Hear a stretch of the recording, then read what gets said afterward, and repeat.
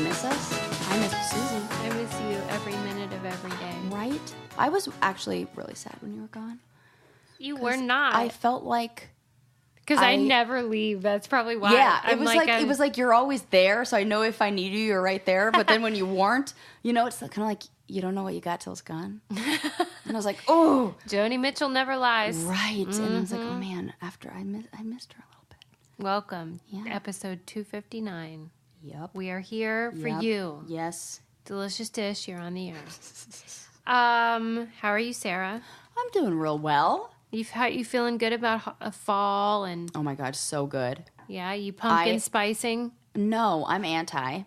Oh, which I think I don't know on if principle or flavor preference? Both. I feel like okay. Here's a question for you: right. Holiday flavors. Say you get something that's like a Christmas tree scented candle. Mm-hmm. Can you light that candle any time of the year? No. Right. Mm-hmm. Which is kind of nice that you reserve certain scents for just the holidays. But I feel like what happens is I go hard in the first week of October. And then I'm burnt out. Pumpkin spice? Fall in general. Yeah. And then I'm almost burnt out by the end of October. Mm-hmm. So I'm trying to pace myself. Okay. I'm trying to ease into fall and stretch summer as long as possible. Yeah. And you don't like to drink those beverages. I don't. The thing I'm into is an apple cider. I'm more of an apple cider and outside taking a walk. But I do feel like the wind, the weather has changed. Don't you feel like Southern California has a fall wind? The Santa Ana wind is a real thing. But it's not just they literally do. It's not just me saying that. But I love when those roll in. I'm like, oh, I love this time. I've never even had a pumpkin spice anything. Anything? I don't. Well, besides pumpkin pie. Yeah. Oh. So well, we should. What is this drink? What is the big deal about it? It's not that. It's really a thing. Yeah, but I think it's the same thing as why you only light your Christmas candle around Christmas time. Okay. It's more. But it's got to be delicious. Yeah, it is. I mean, it's a little sweet on the sweeter side for me. Is it cinnamon? No, it's exactly like what the flavors. So when you make a pumpkin pie, you use pumpkin pie spice, or it'll be a combination of nutmeg, cinnamon, allspice, clove. Yeah. Essentially, it's those flavors. It's pumpkin, and then with a hint of pumpkin underneath. And I feel like it tastes too artificial. I can taste the the same reason I don't like strawberry milkshakes. Ugh, get that crap out of there. Okay. It's fake strawberry. Maybe I'll try one and then report back. I mean, we should just go and make Adam take pictures of us and just get one. Just to be I'll wear my over-the-knee boots. Right, I'll find some Uggs lying around. Right, I got a pair, don't worry. Right, okay. Well, anyway, happy fall. Yeah. Happy fall, y'all. What do you guys want to talk about? I saw this thing. I didn't read the article because I really didn't need to. It was essentially college students aren't absentee voting because they don't know how to buy stamps. No. I am serious. No. Yes. Are you fucking kidding me? What do we need to... Well, and how many times do we have to talk about what? Stamps.com. But I won't do it this time. Right. But I'm just saying, you can buy them online. Also at the grocery store. Also at the post office. Also a lot of places. But they just are baffled by it, evidently.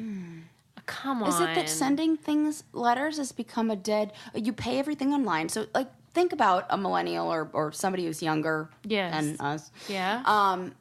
If you've kind of been in this whole internet pay, they probably don't have a checkbook. Right. Why would you need one? Yeah. If you're doing everything online. Yeah. And you'd never really. I remember one time nobody sending invitations or thank you notes or anything via mail. So one time I went to the bank to get a roll of quarters for parking meter, and they were out of them. The bank. Wait, the bank? Right. For some reason, I thought you said the post office. The bank. The bank was out of a roll of quarters. And then on the same day, I went to the post office, and they were out of stamps. And I did a Facebook post about it, what is happening. The thing that you're supposed to have. You are the bank, you have money. You are the post office, you have stamps. Exactly. It's I went to the grocery store and they were out of food. Right. And so I did a Facebook post about it, and I remember the comments were sort of like, why are you buying stamps and quarter? Why would you even need those things? And I was like, what? Oh. Like, you still mail stuff. Yeah, all the time. You still need quarters and some meters. Yeah. Because in Pittsburgh, they're not all... And gumball machines. There are things you need quarters for. Yes. And so I guess we're the old losers. Yeah, I think, wow. But please vote. Oh my gosh. Have you seen Julia Louis-Dreyfus's, like, I don't know, what do you want to call it? Like a PSA, thank you, for voting? No, just on silent. I haven't. Oh, it's real cute. You should hear what she says, because she starts off talking about, like something like a person who is ill-equipped, unprepared, unprofessional, somehow becomes president. That's the character I play on Veep. And like the way she does it is real cute. But she talks not about voting, but about if you're somebody who's concerned and cares and is somebody who's like, I want to vote, do more than just vote and volunteer as well. And there are so many ways that you can volunteer. And now I wish I remembered the website so I can tell you guys right now. But put it in the newsletter. I will put it in the newsletter. So that's really where, she says that your one vote can turn into 50 votes. And it's like, it's making your vote, it's multiplying the vote, she says. Yeah. It's multiplying the vote if you're able to volunteer. I don't even care what side you're on. Just be active and participate, and this is really important. But like, do most people you know vote or not? There's a divide. Like, I know exactly the friends I have that say I'm just not a voter, and I know the ones who are like, I am there every time, and I'm getting my sticker. They're super into it. Yeah. And is it a certain personality type, or is it just like busy or not, or whatever? I know everybody's busy, but yeah, it's more. Sometimes I think it's the people who feel like they're like. I think if you have higher levels or have more agency, then you're more likely to do that. If you're somebody who maybe has been in a relationship or a family situation where you feel that you have less agency, then you are not as inclined to vote, because it's like that idea of like, what difference do I make? Whereas somebody who really takes like an active, like takes the reins in their own life, goes like, my vote counts, and I care about this, and I want to do this, even if it's just a drop. It matters, right? Right. But if you feel like our listeners will vote, yeah. I ran a contest last year. I guess it was 2016, where if they tagged us in their "I voted" sticker posts, that they would be entered to win something. Let's do it again. Okay, we'll do that again. Absolutely, 100%. Yep. Okay. I'm into it. We'll get like everybody get out there. This is so important, and it's so fun. And sometimes they're at fire stations, and you get to see out firefighters. Just saying. I cry every time because you get that. You know what? I've cried before too. It's embarrassing. I think and like I cried the old time. man is there, and he'll always be like, "Thanks for voting," and then I'm like, because you can see what is it that makes you cry. You think it's meaningful. It's special. It's like the last thing that I hold hope in this country about. It probably gives you a sense of community and like connection too, like especially those people who are the volunteers, I know, who just care so much, and they're like they're always super annoying, I will say. We're gonna do that. I'm gonna force you to do that. I know, we're going That's to be us, those just people. So you know, we're going to be sitting there, and Sue's gonna be like, "Excuse me, do you have your ID?" Or maybe not, because maybe we'll hopefully, if that's not a problem, then right, Yeah, it makes me emotional. Yeah, I understand that. It's a special thing. It is so special. It's like tears of joy and accomplishment and like happy tears, right? Right. Have we talked about how we both are feeling a lot safer lately? Oh, yeah. Well, your house needed it, because you know what I refer to your house as. Death trap? That's right, the murder house. The murder house. Sarah thinks that my house is like serial killer central. I don't think it. Right. Science shows. The facts. The facts show. So we're talking about that a lot when the Golden State Killer got apprehended. Mm-hmm. And how I moved into a house that Sarah thinks is prime real estate for anybody that wants to burgle me or kidnap my son. So anyway, we got a new system that we set up on our door. Yeah. I've talked about this before, how we have these video cameras in our house now. And we have the one that goes right outside by the doorbell. And then, you know, you can talk to people that come to the door and you can see what they're up to. Yep. And I feel safer. I know. It's really cool. And like the quality of the video is like freaking great. Yeah, they have HD video and they have two-way audio. It's called Ring, and it's two-way audio features. And, you know, you've seen them a lot now in like news stories and stuff because they catch people doing weird crap. Or like hilarious things that like True. your dog does, or like a bear that like wandered into your front yard.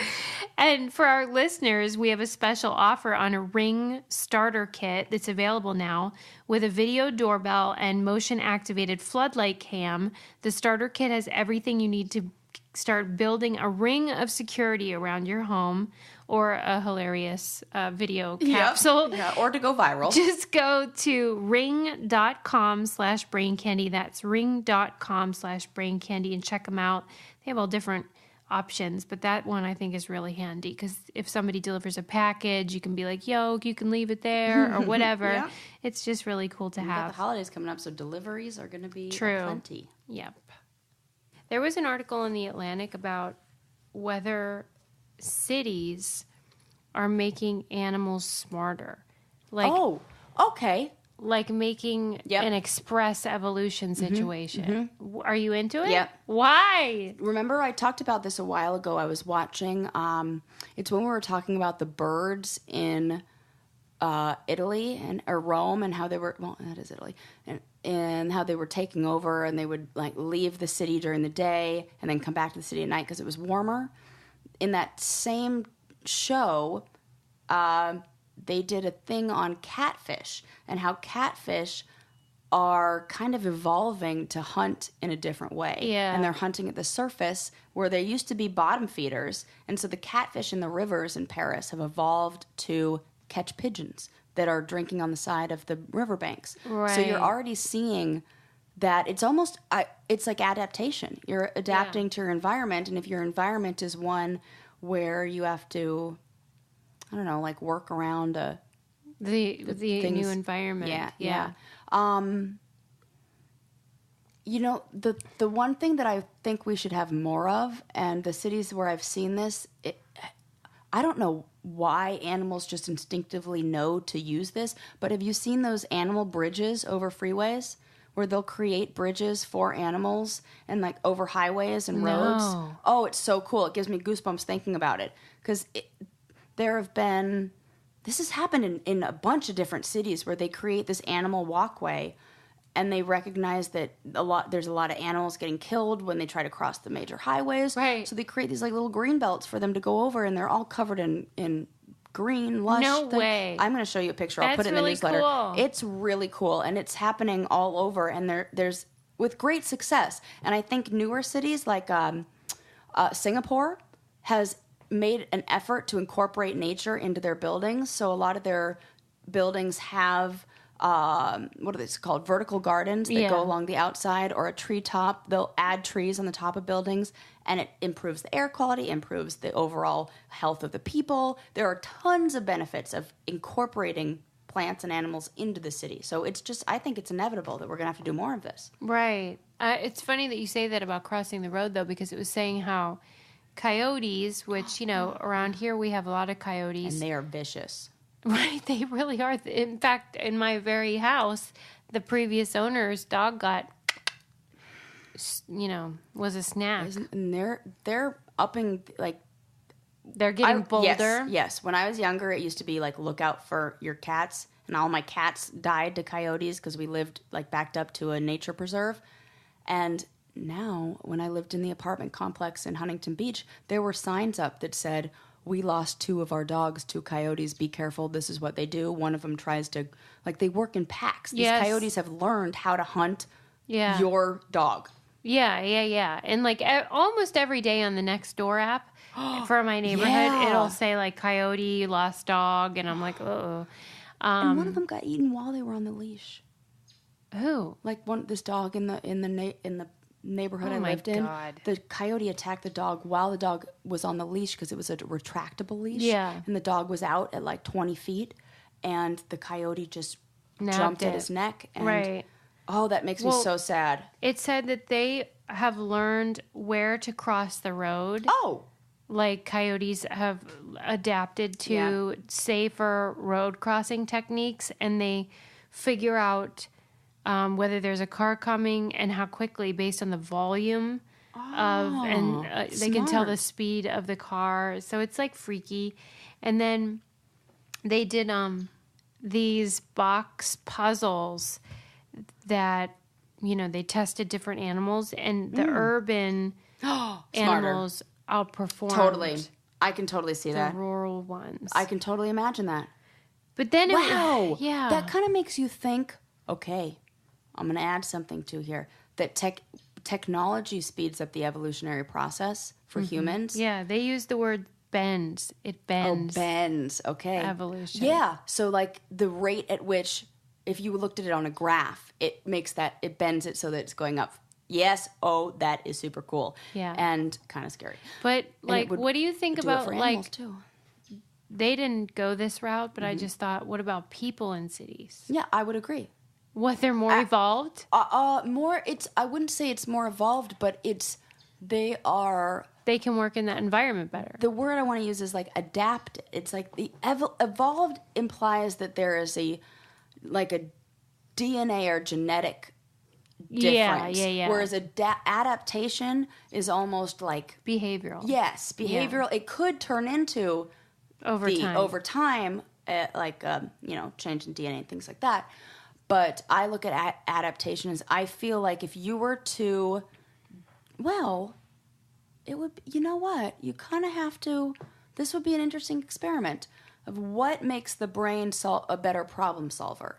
A lot of stimulation or a lot of free time to think and have more creative options with maybe no stimulation from a countryside environment. I mean, in the article, it was saying this adaptability, it causes plasticity, behavioral plasticity.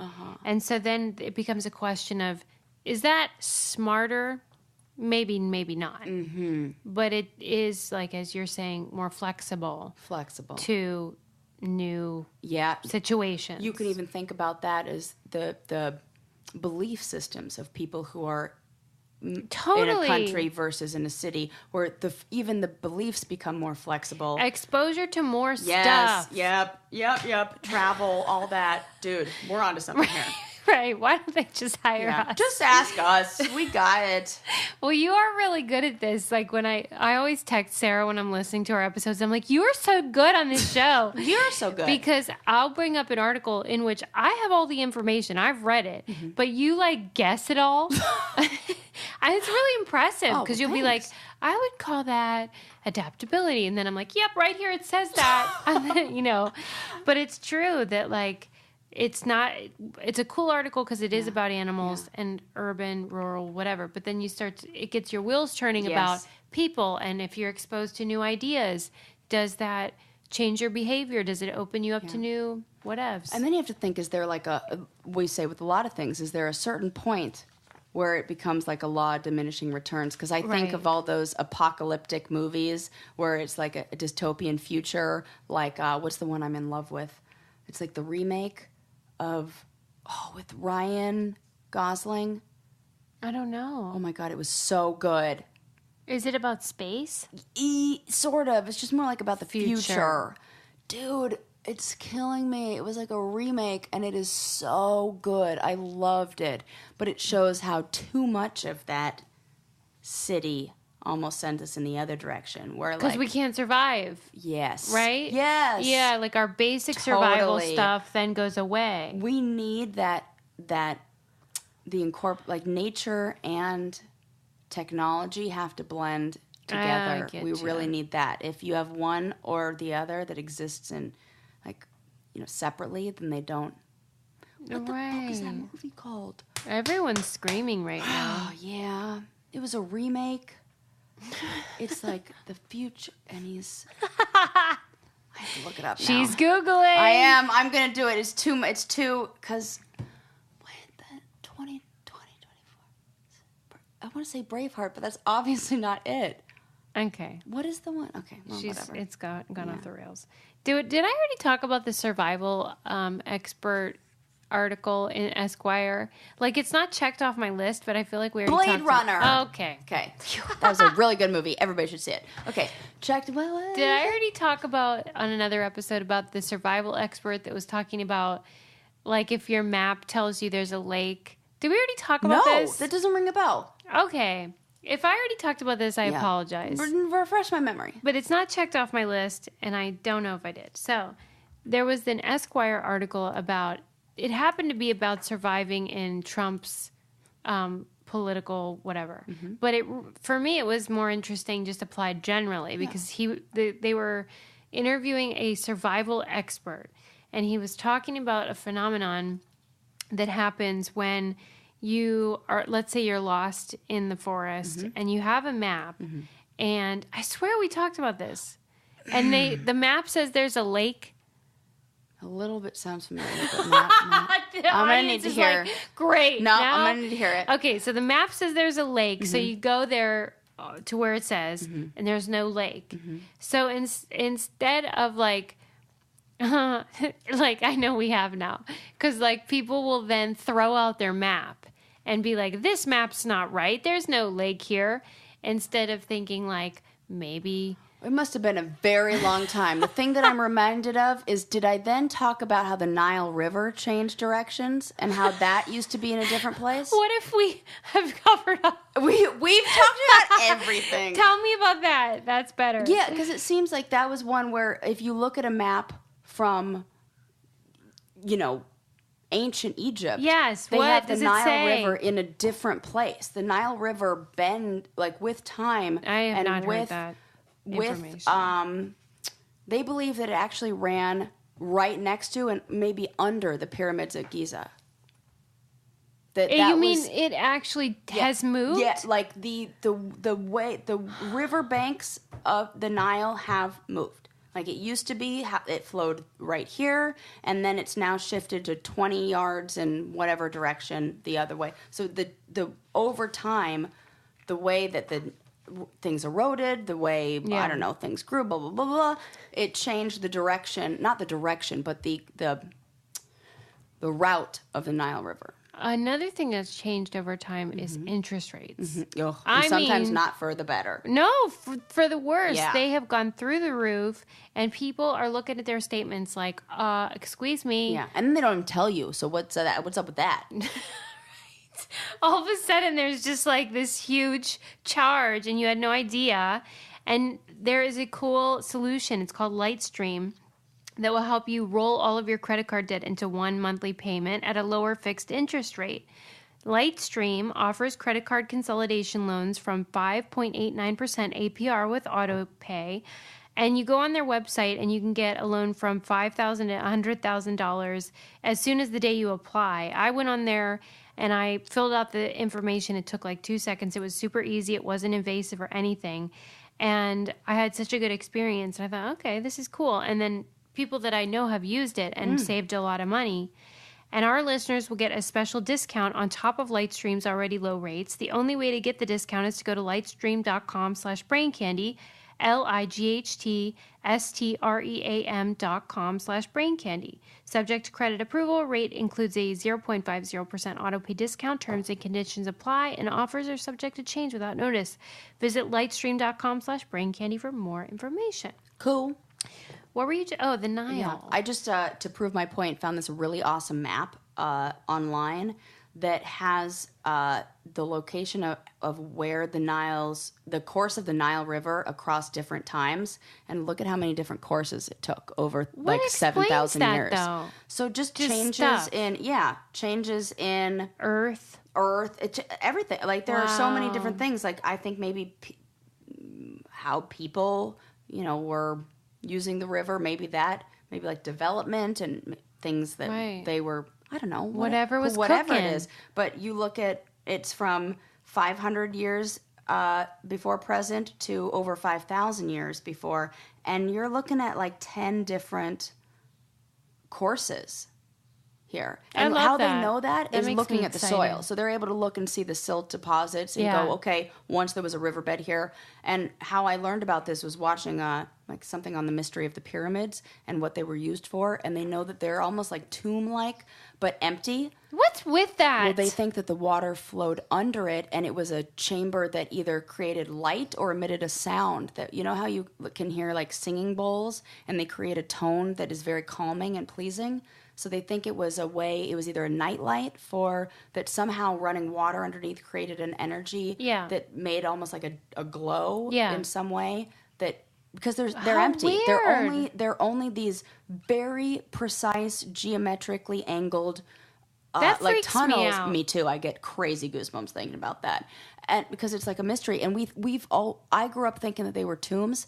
They've never found ever under all the excavation, all of the laser. They've never ever found a mummy in those pyramids. Mummies are buried in tombs that have. That are not like the pyramids are all flat on the side. At all? No, they're hollow. They're empty. If I showed you the inside, no shovels. No, they're like like tunnels that are at a very precise angle. So there are these caverns, and that's what they say made the sound and made the light. Is it bouncing off of those specific angles?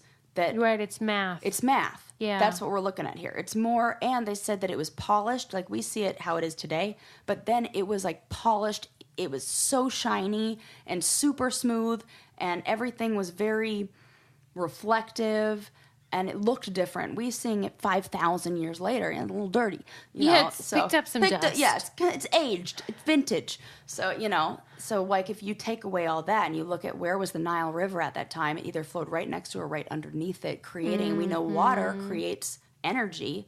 So those waterways, don't throw that map out is the point.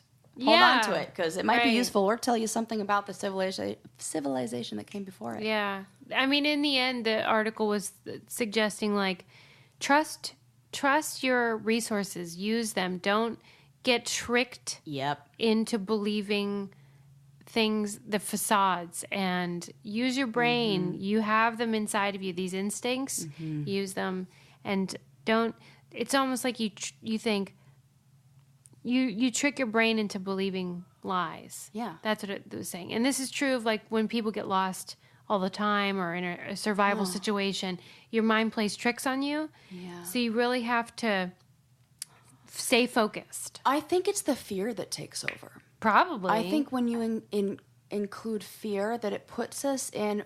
I was talking about this in a previous episode about how when our brain is triggered with a trauma or something, it shuts down that rational side that allows us to take a look back and look at the big picture and think, what's the context and all that stuff. It's more reactive. Yeah. So I think when you're in a survival mode and your life's at stake, you're so reactive that you stop thinking, okay, wait a sec. Let me think about this whole situation. Let me get my bearing. Let me look at the information around me. You're survival mode. Yeah. It shuts that down. I'm going to put it in the newsletter, though, because I read it so long ago that I'm not doing it justice, but it was really an interesting article that I thought was helpful. That's a class I wanted to take. What do they call that? Map reading? There's a cool name for it. I don't know. Yeah, it's I can't remember what it is. There's a whole class Yeah, about they teach them at, or hold classes at REI for this stuff. Mountaineering and like map reading. Okay. And you can do all these geo challenges where they're like teams. How many ways are there to read a map? Just one, but I think you need to learn how certain symbols and it teaches you. It's a name for it, like something with a T. I'll have to look that up too. It's like it's a cool name. Like I know I'm disappointed in you today. Map reading. Yeah, I got nothing. I read a really cool article about it. Well, it was. I thought it was an article, but it ended up being more of a graphic. It analyzed the vocabulary of hip-hop artists cool. compared to Shakespeare. Cool! And, like, which artists... Tell me. Okay. Who would you guess is super high? Because I don't know a lot of these people. Okay. So we're talking a lot of rappers. Know this I'm going to guess Common. Oh, he was middle. He was middle? Yeah. Okay. Well, the highest was I know. Shocking. Okay. I know that Lil Wayne used the word Machiavelli or some word that was so big. I was like, is Lil Wayne on there? It probably is. I don't know. I was like, dude, he used a word that I'm like, damn, that's a reference. A lot of the ones that were super high I hadn't heard of. They were more obscure. Okay. But the one that was high that I recognized was Kanye West. Wu-Tang. Oh, Wu-Tang Clan. Oh, and yeah, the Redman. Yeah. Is he in that? Yep, Method Man. Yep. Them separately RZA. as well were up high. Totally. They're smart. Yeah. Super, super smart. Right. Yeah. And who did we meet? Redman or Redman? Yes, Redman. Yeah. Like that's Redman, his last name. it's his last name. Yeah. That's who we met.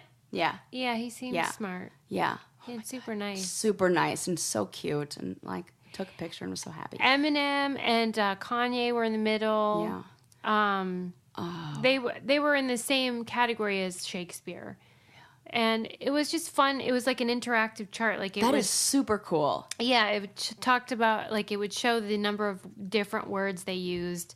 And it's a real poetic art form. It is so poetic. It is poetry in every way. I mean, Eminem was on the higher end of the spectrum, but there were some, the article pointed out, that were so far off the chart that they skewed the chart. Amazing. That's amazing. To even include them, because they were just like so far in that other direction. I hear people who are really gifted lyrically and can rap and can write music like that, and it is every way as impactful as poetry. I mean, it's so cool. Okay, wait, here, you can look at it. Okay, let me see. See if you know these people. Where's Cardi B? I know. Are there I'm women? kidding. I don't remember. Oh, any. Wu-Tang. Okay. Oh, yeah, like every member. Right, I was so impressed with them. Who? Oh, Common's right there. Okay. Most Def. Yeah, I would have guessed that. Anybody from the Fugees. Wyclef, I'm sure he's Where on are here they? too. Oh, you know what's hard is that, I see Ice Cube. Ice Cube's like right in the middle. I need to see their names. Who's at the because a bottom lot of of the them list? I'm like, I don't recognize their... Oh, I it have just to has their click. faces. Yeah, it has their face. And, I wonder if you click on their picture. Oh, no. Yeah, if you do it on your... Oh, yeah, here we go. Okay. Here we go. Cool. Oh, yeah. Oh, my God, this is so fun. I know, right? Oh, yep. Outcast. Totally. Right. Big Boy. Yep. I mean, Big from Boy, yeah. Yep.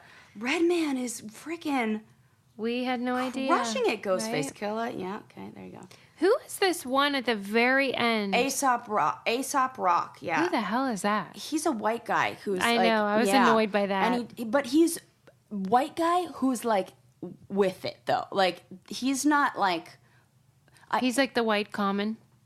Yeah, he's like accepted by that rap community. Like he's like Eminem. really but it's not as mainstream as Eminem. It's more subculture, which is almost cooler than that. Well, he's like off the charts. Yeah. Oh my God, every single the RZA, everybody's there. And Shakespeare is on the graphic, so then you can see like what we're dealing with. Oh, Tech Nine! Wow, Tech Nine exhibit. Sarah. Tech Nine's song, the one that I even got into, is so funny because it's about Malibu rum and it's a song about alcohol. So to see him like outperforming Shakespeare is like hilarious to me. I want to see who the really shitty ones are. Oh, wait, let's make a teaser, because while you think about who might that be, we need to talk about how much we love these knives that we got. They're so good. Here's the deal, Suze. Yeah. They're Meeson knives. Yes, Meeson knife. And, you were the one who told me after reading the Anthony Bourdain book that you really only need... you need a chef's knife and like a paring knife. Yes. Yeah. And we got them. I was scared to use them for the first week because they were so sharp. Yeah. I'm like, I'm going to cut my finger off. So I picked up some knife skills, and now I am chopping like a mad woman. Well, so yeah, I read the Anthony Bourdain book, Kitchen Confidential, and he talks about it. Like, why do we have these like gigantic butcher's box of knives that we don't even use? You tend to just grab the same one every time. Totally true. So Meeson created this gorgeous high-end knife that's an essential for your kitchen because it is no joke the best knife I've ever had. I have a really nice knife set. Yeah. Like, you know, Landon really cares about you know, the cooking and the knives. And I held the two in my hands.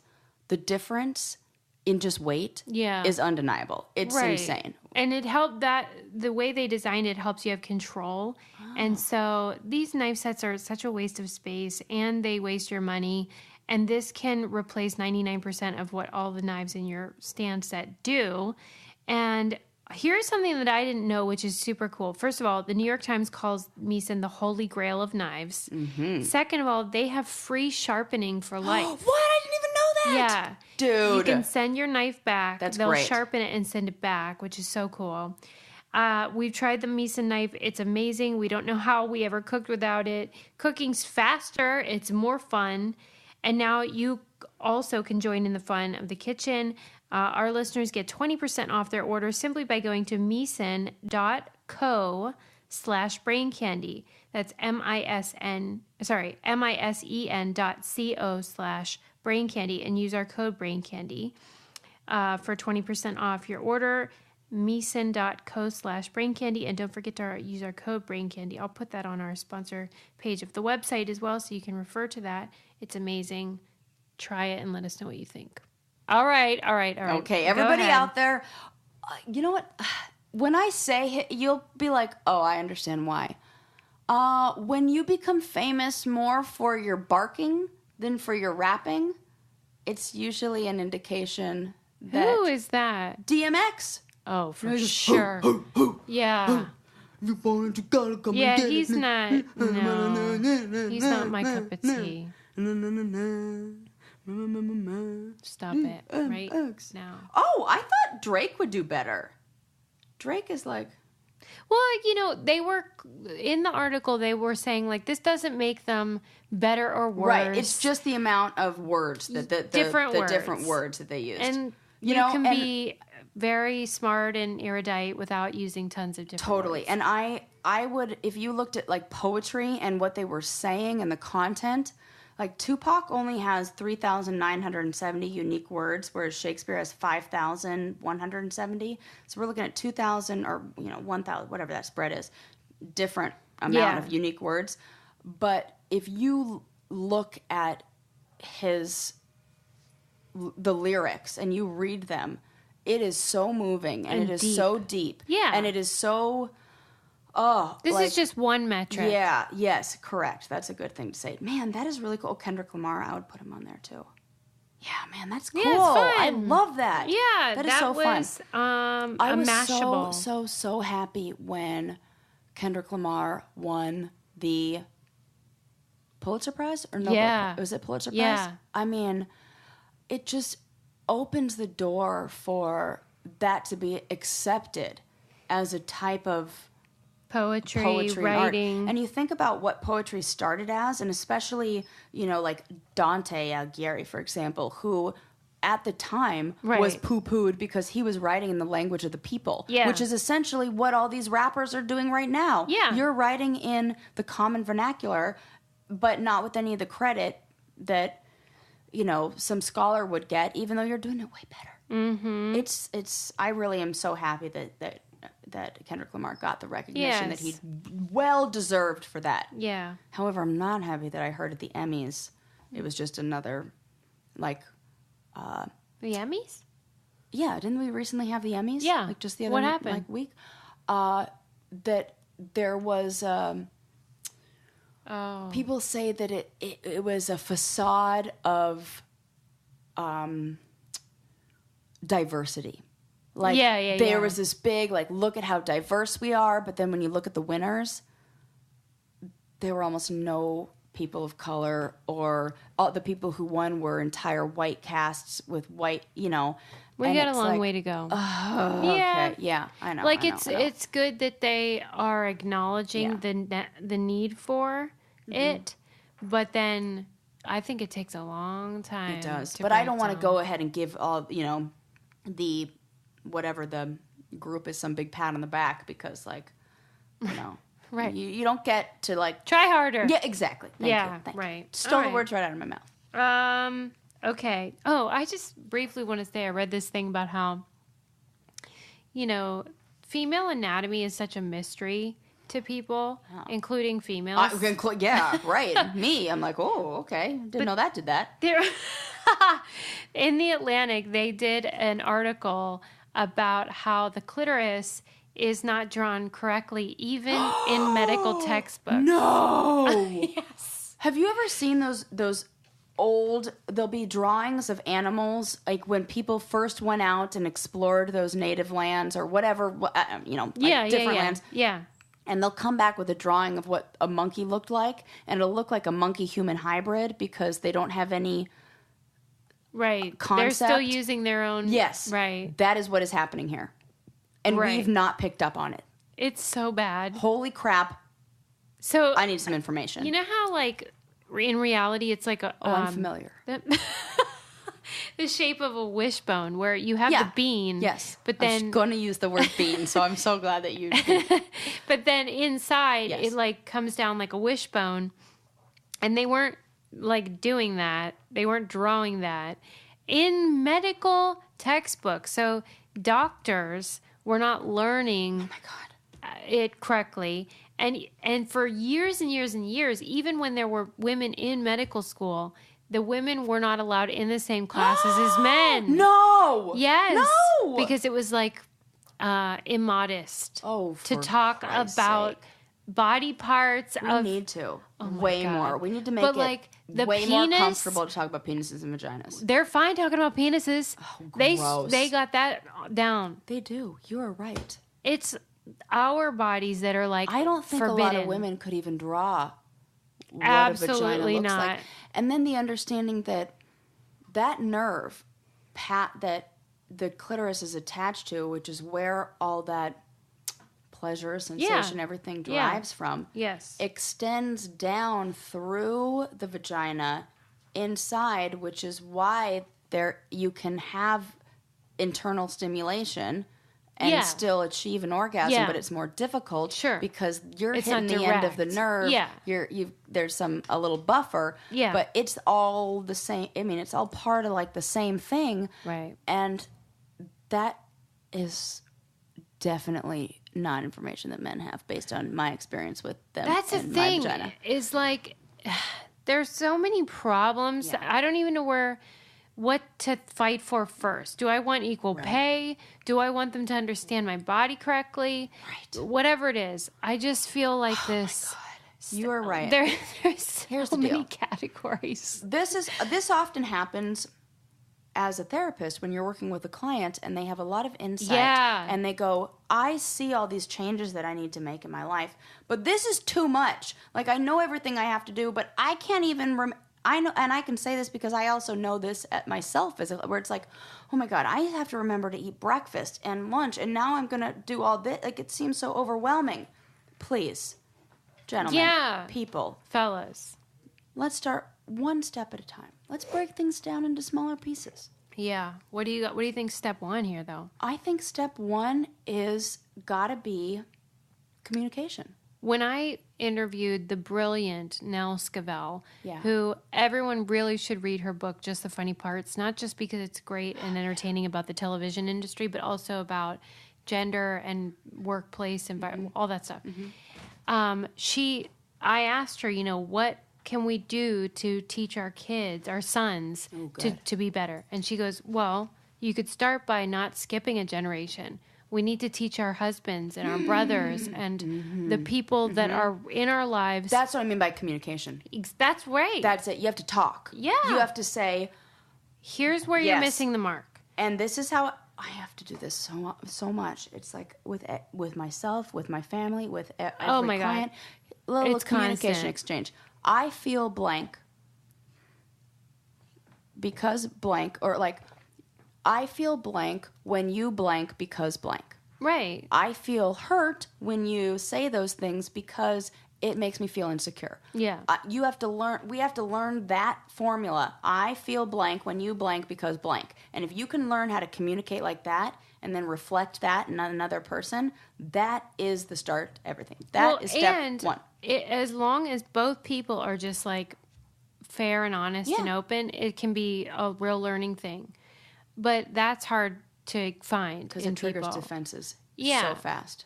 But like, Especially with sex stuff. I And the saw- anatomy of the clitoris. oh my God. As soon as you start to say something, the man goes, whoa. Whatever they say. All of a sudden, they become like, it's okay. Yeah, I'm like, we don't even listen. understand it. No. It doesn't make sense to us. Right. And it changes. And God forbid I have a child, and then guess what? You're going to get a new lecture because it's going to change. Did you see the post Amy Schumer did last week about like men who joke like, Yes. I don't know how to act around women Yep, anymore. I sure did. And she was I like- wanted to retweet. I wanted to repost that. Don't make a joke, just ask. Yeah. Ask me. Yeah. And we'll answer what's okay and what's not. It's like they feel this thing of like, well, I just don't know what to do anymore. Yeah. So It's the same thing. I was watching an episode of Full Frontal with Samantha Bee, and one of her correspondents is a woman of color, and she was talking about how she went to some Republican convention or something, and she noticed that white people get really nervous around her, and they don't even know how to refer to her. Do Totally. you refer to her as Black, African American? She was like, guess what? Ask me. Yeah. Say, which do you prefer? And then they just answer, Well, and they and then tell you you did the it. exact. And I did it, and it totally works. And you just say, well, which do you prefer? Do you prefer, like, you know, when in conversation, do you prefer Black or do you prefer African American? They'll go, oh, well, I'm okay with either, but I usually refer to myself as Black. And you go, okay, from now on, that's how I'll talk to you. And that's it. That's the end of the conversation. And then that Yeah. person goes, thank you for seeing me, recognizing me, not getting all weird. yeah. I spent a lot of time getting weird, like myself, where I was like, I don't know, I feel like I want to be careful, but I don't know.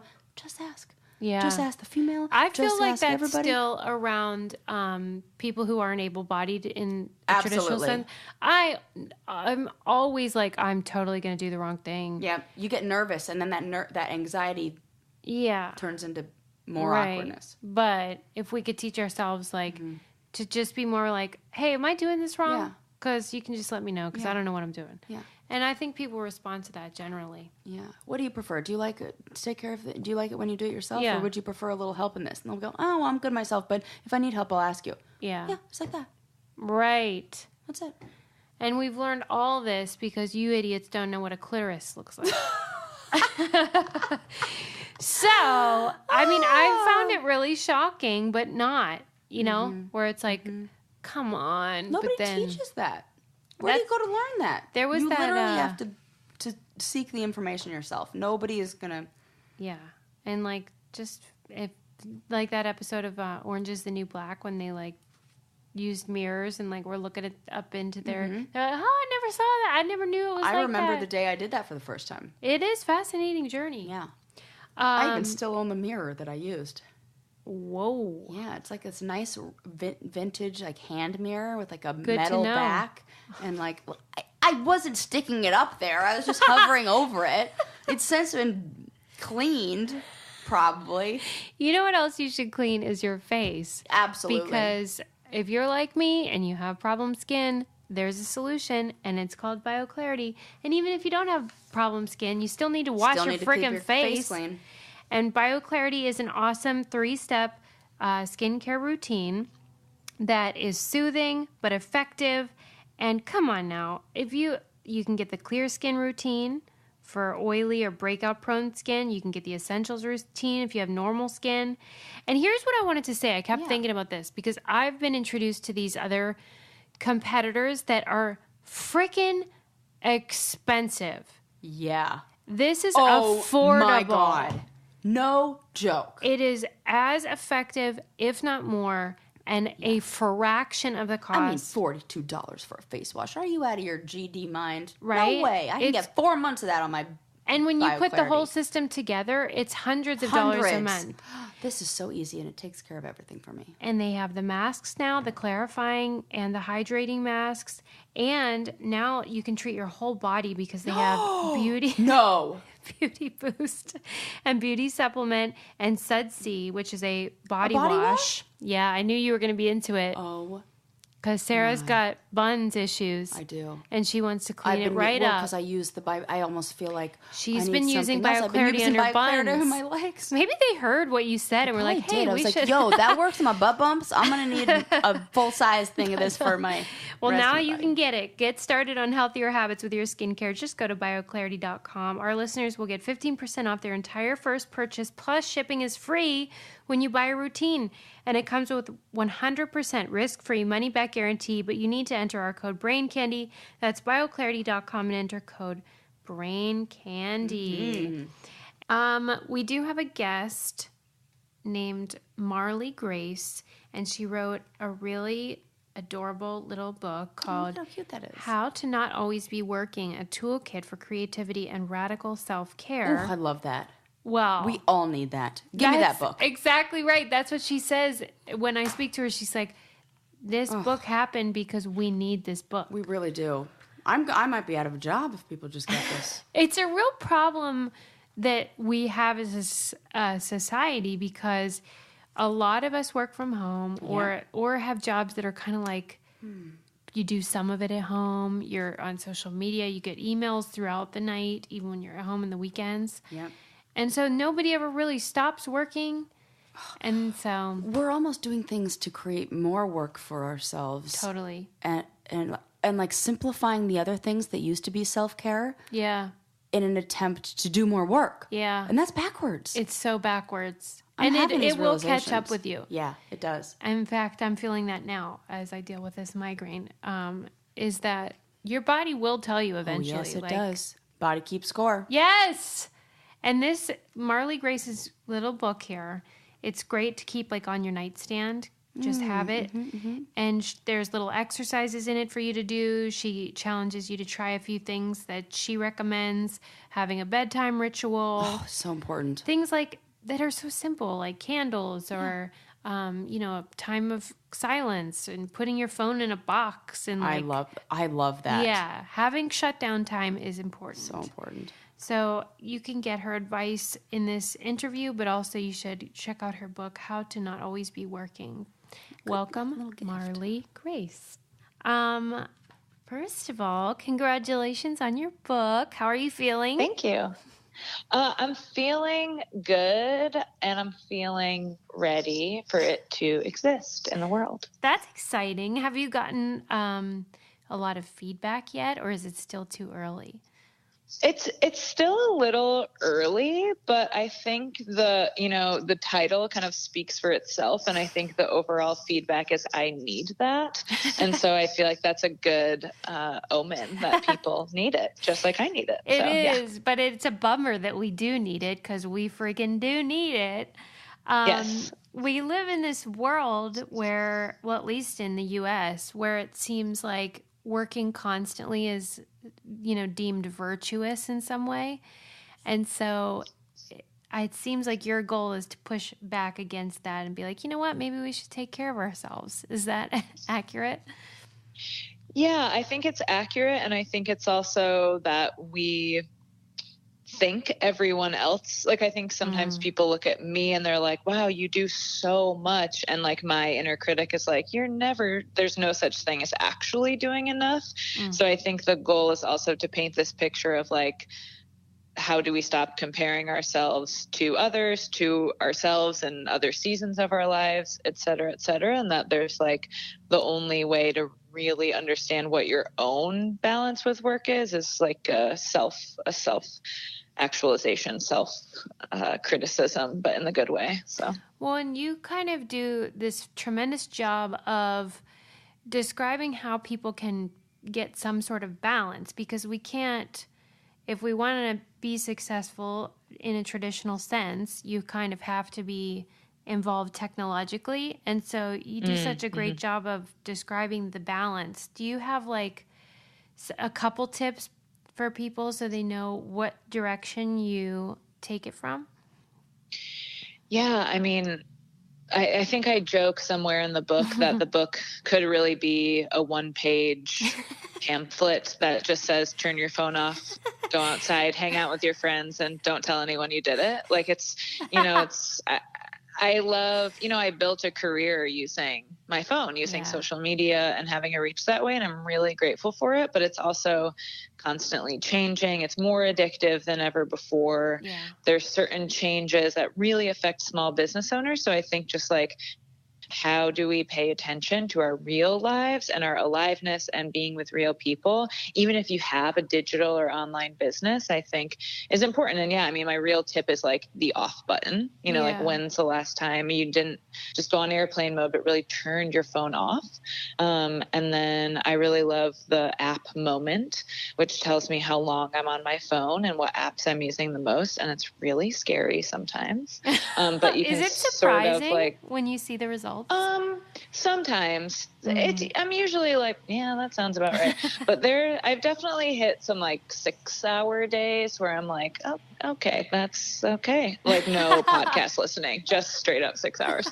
And I think my other tip is just like when navigating my book or like any self-help book or facing your work is to just turn judgment into noticing and just be like, like if I'm like, I hate myself for whatever, for not having balance or working too much or being on my phone, it's like that doesn't really help me change. And so I think just being like, okay, I'm noticing X, Y, and Z. How can I be different now? Yeah, here's some information and then do with it what you need to do. Yeah. And like, I like how you call it phone healing. I think that's such a good way to put it because we do need to heal, man. Yes. Yes, we do. Whenever you were describing like some techniques, I really was impressed with the idea about creating almost like it's like a box for your phone. Mm-hmm. And I like how you encouraged people to, jazz it up and make it kind of a special place. Where did that come from, that idea?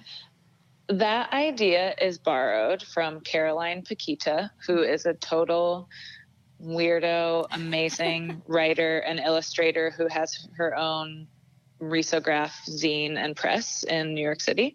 And she's also like someone who talks really publicly about addiction, and we have actually never met. So she, again, is like someone who I know through technology. I used to sell her zines in my shop in Michigan, and we just really connected. And she just kind of offered that to me one day. It's like, get a box and put your phone in the box.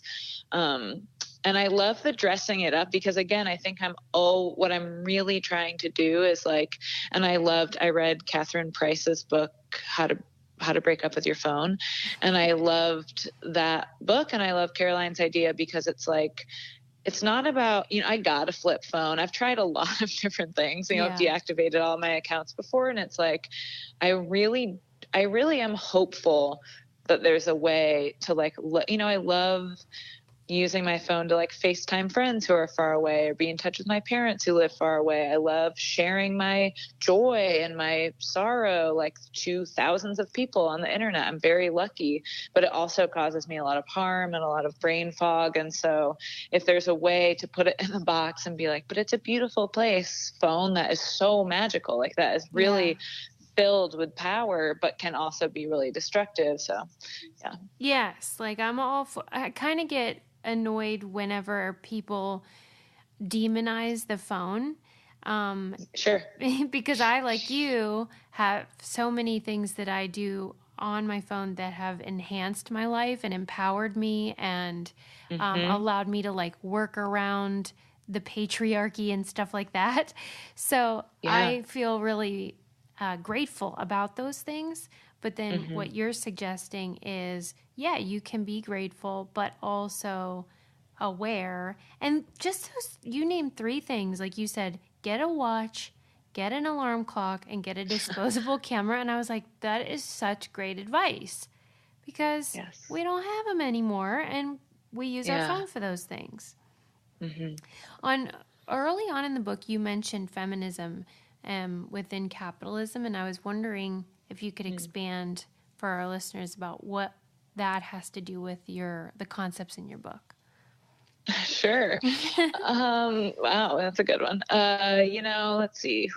I'm a queer woman. I'm a punk. I'm, you know, covered in tattoos. I dress like a weirdo, and I am a freak. I live in a tiny cabin in the woods. Like but I'm a, you know, I've been my own boss, and I'm a business owner, and have been for 6 years, and exist in, you know, a world that is, you know, doesn't see people like me. And I still carry a lot of privilege as, you know, as a white person, as an able-bodied person, as a cisgendered person. And in the book, I try to, you know, address that, you know, it is certainly written from my experience. My experience is going to be very different than other people who have more privilege than me, who have less privilege and less access than I do to certain things.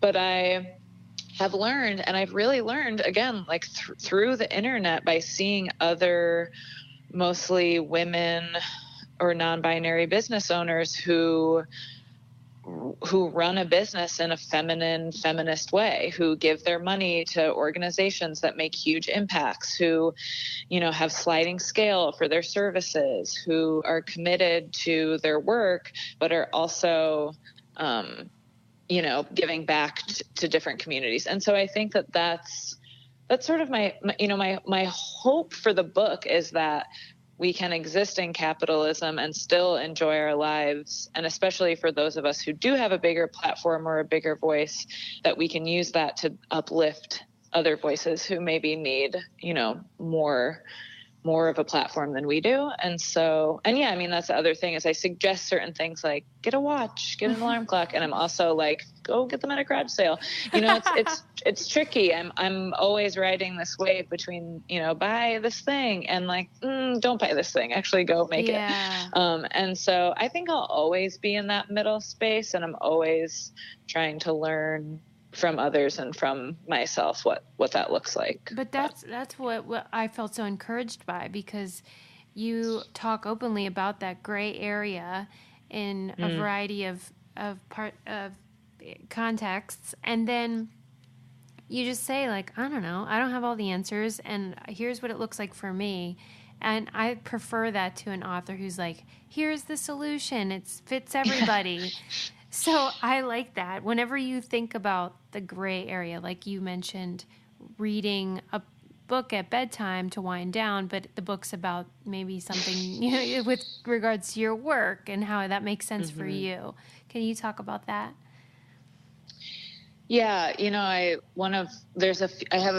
included a few different contributors in the book, and it's funny, the word noticing comes up, but Angel Nafis, who's a poet, you know, talks about her, you know, being a poet and having that be your job, and your art practice is literally just noticing. So if you're awake, she's working, you know, she is in the practice of noticing, because that's how she finds information that she turns into a poem, which I feel the same as a dancer and as a quilter. It's like, that's sort of the funny part of the book. It's like, if you're an artist or a person who's integrating your life experience into your work, you are always working. But, and again, it's like, I don't want to demonize the phone, and I don't want to demonize work. I love my work, but I think, that's where the gray area, it is important to me to have really found things that are totally separate from my work. And I'm like laughing in my head right now, because I'm like, what could I list right now? And I'm like, and you know, like, I feel like going to the movies is sort of that for me. Again, like, I then usually tell people what movie I go to, but maybe not all the time. Anyway, so yeah, I think that's where I'm like, and that is where it's really important to me to say in the book and here that it's like, I am always going to be figuring this out. I don't have any agenda to write a self-help book that has me being like, and now for the answer. Like, that's not going to work. I like reading books like that, but that is not what I have presented. Yeah, so. I like the optimism, but I mean, for me, it's always like, what? That can't be the answer for everyone. But I mean, I feel the same way. Like, I write stand-up comedy, and so it's the same as poetry. You're always trying to notice things about human behavior and blah, blah, blah. So if you're awake, and especially if you're dealing with other human beings, you always feel like you're working. What do you mean when you say, and I know it's kind of self-explanatory, but for our listeners, why do you say there's no such thing as messing up? I say that because, I think that I can track over the last maybe 15 years, like where the quote unquote messing up is. And I can pretty clearly be like, yeah, I'm really glad that happened, because part of my personal story is I've been sober for the past 7 years, and I was married and got divorced, and I've had, just sort of some personal ups and downs that someone could be like, ooh, you kind of messed up that one, or, little snags in my business, and that's also sort of from like a quilting, sewing perspective is a lot of times when I quote mess up, it just becomes part of the final product. Yeah. And so, I have this poem that I wrote once about being a tornado person, where I feel like I'm a tornado person. Like I just kind of, I'm fast moving, and I can like leave destruction sometimes. And I think that there's some like acceptance in that, and like trying to find the mix between being humble and owning that that's just part of who I am. So I think that's part of there's no messing up. Like if I can turn the mess up into a sweet moment to connect with a person and be like, ooh, I don't think that maybe went the way we thought it would. There's a lot more room for sort of the mystery, the acceptance of the mystery to happen. So, yeah. I mean, I don't know if this is true for you, but like when I'm talking to other people, I'm very forgiving and sympathetic towards them, but my inner voice is so mean to me. And yes. I was so grateful that in your book you sort of acknowledged how we can do that to ourselves and the ways that we can maybe provide a little self-love. And why do you think that's so dang hard?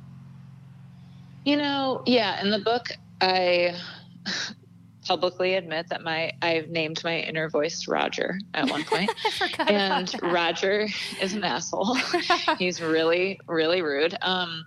But it's nice. Think his deal is? He's someone, sort of like a spiritual mentor of mine, did point out to me before that Roger's trying to protect me, but he just doesn't quite go at it the right way. Like I can sort of take some of the information he's saying and be like, okay, like I get it, but I'm gonna go a different route here. But yeah, I think it's a practice, and I think writing really helps me, and like an exercise of just writing out affirmations of. And it kind of goes back to those, like, how can I look at the messy parts of myself that my inner critic is telling me are terrible, and just sort of acknowledge them and be like, okay, like that is kind of part of me, and like almost laugh at it. But yeah, my inner voice can be very loud and very mean. And I think it, if I kind of just greet it with a curiosity, it can be helpful to talk back to it in a nice way. Well, I'm going to give it a whirl, all your advice, and see if it helps. Great. What is it that, when you think about the book, that you think people should ask, but maybe haven't asked you yet, or you want them to ask you? I mean, I think, it was interesting to just hear you say, I'm going to take your advice and see if it works. Like, I think that's what I'm, so the book started as a little self-published zine 3 years ago. So this concept has existed in the world for 3 years. It's not a new concept that I've been talking about but I think I want people, like I'm, and I finished writing the book a year ago, basically, in the timeline of publishing.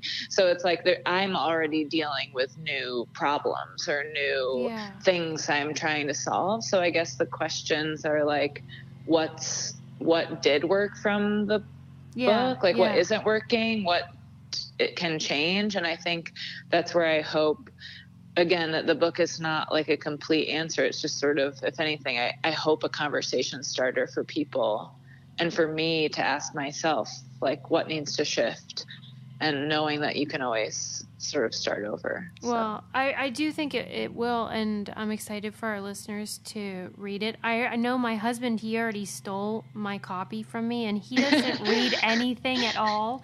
So wow. I know that this is probably what you said, where everyone's like, yeah, we need this real bad. Cool.